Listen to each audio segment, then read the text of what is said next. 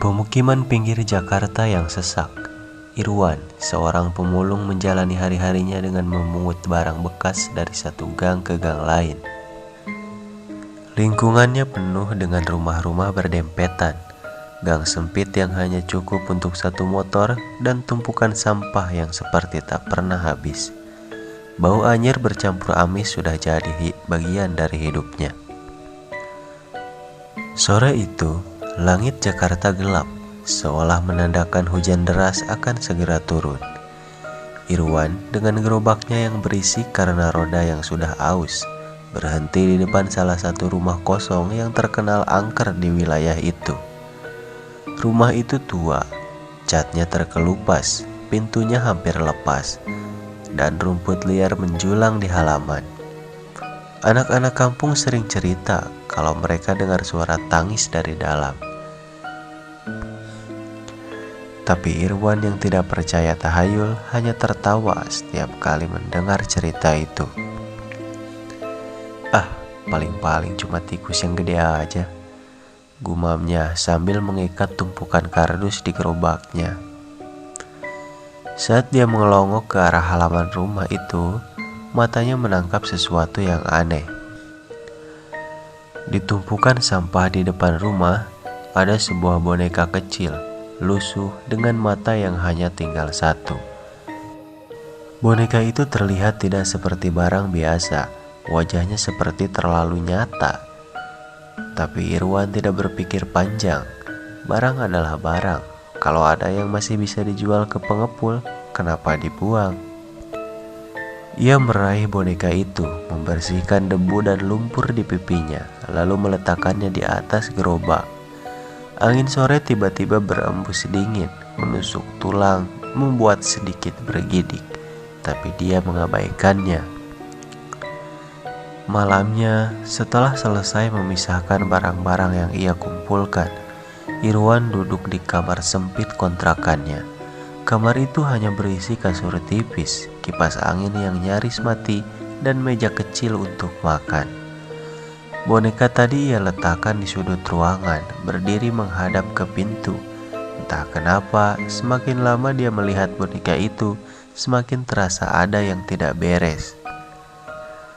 "Gak usah mikir yang aneh-aneh, Wan," katanya pada diri sendiri sambil membuka bungkus mie instan.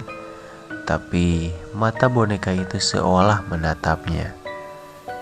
Jam menunjukkan pukul 10 malam saat suara pertama terdengar. Tok, tok, tok. Irwan menoleh ke arah pintu kontrakannya. Tak ada siapa-siapa.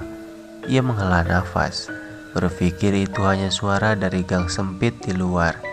Tapi kemudian terdengar lagi, kali ini lebih keras. Tok, tok, tok. "Kampret, siapa sih malam-malam gini?" serunya sambil bangkit. Saat membuka pintu, tidak ada orang. Gang itu kosong, hanya ada lampu jalan yang berkedip lemah. Ia menggaruk kepala, lalu kembali masuk. Ketika ia menutup pintu, suara itu berubah. "Hahaha."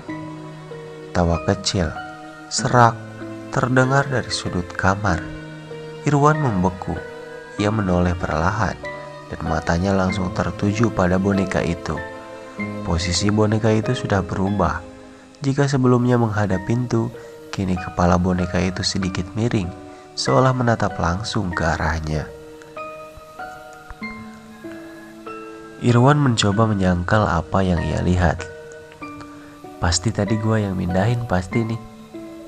Ia melangkah mendekat dan mengangkat boneka itu.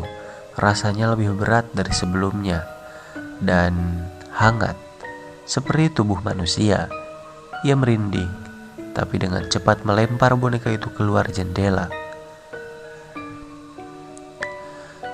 Pada tengah malam, Irwan terbangun karena mimpi buruk. Dalam mimpinya, ia melihat dirinya berdiri di depan rumah kosong tadi, memegang boneka itu. Di sekitar tubuhnya, banyak tangan yang menjulur dari tanah, menarik kakinya, sementara boneka itu tertawa keras. Ketika ia terbangun, tubuhnya basah oleh keringat dingin, napasnya tersenggal-senggal. Dan saat ia membuka mata, boneka itu sudah ada di atas badannya. Anjrit, ia langsung melempar boneka itu ke lantai. Tapi kali ini sesuatu yang lebih menyeramkan terjadi. Boneka itu bergerak. Tangannya yang kecil seperti tangan bayi perlahan-lahan bangkit. Lalu terdengar suara kecil, lembut, tapi dingin. Kenapa kamu buang aku, Bang? Irwan terpaku. Suara itu terdengar seperti suara anak kecil, tapi dengan nada yang melengking di akhir, membuat bulu kuduknya berdiri. Ia bangkit dan mundur ke dinding, matanya tak lepas dari boneka itu. Boneka itu berjalan kecil-kecil, seperti merangkak menuju ke arahnya.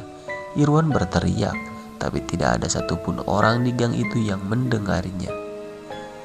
Keesokan paginya, warga menemukan kontrakan Irwan kosong. Tidak ada tanda-tanda keberadaannya, kecuali gerobaknya yang masih terparkir di luar.